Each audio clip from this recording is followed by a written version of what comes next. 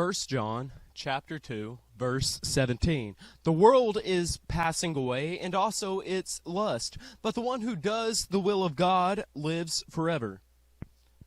As we mentioned last week, we began to look into the meaningless of the world and its ways. As you look through the Word and as you live life itself, you can see that the world, it gives you a lot of attractiveness, but the more you venture into sin and venture into worldly ways, it has a lot of emptiness.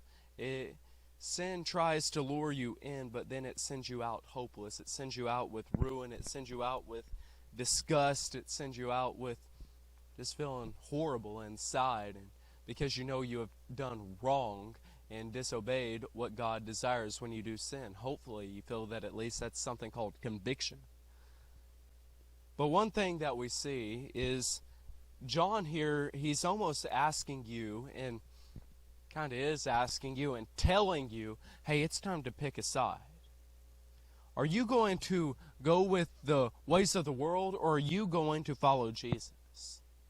Because what Jesus does is lasting. What Jesus does and following Him, it's purposeful. It's meaningful. It gives life, and not only life, but life everlasting. He is the living water. He is the bread of life. In Him is true hope, and in Him is true satisfaction. You can lay down your burdens with Him. For His yoke is easy and His burdens are light. Ours are heavy. We're not strong enough. We're meant to rely on God. Listen here to John chapter 4, verse 34.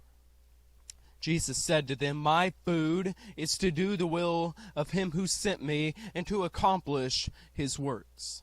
See, John reminds us here that Jesus' words and doing the will of God, that is the lasting work. So I want to ask you today, what are you going to decide? Who are you going to follow? Are you going to follow your own passions, your own desires, your own wants and dreams? Or are you going to give your life to Jesus? Are you going to follow Him? Are you going to trust Him? Are you going to give everything for the one who gave His all for you? See, when He went up on that cross, He gave everything so that you may have a relationship with the Father, so that you would be a son or a daughter, and that you would have a relationship with Him, not through just this life, but through eternity. He changed everything. Follow Him. Blessings.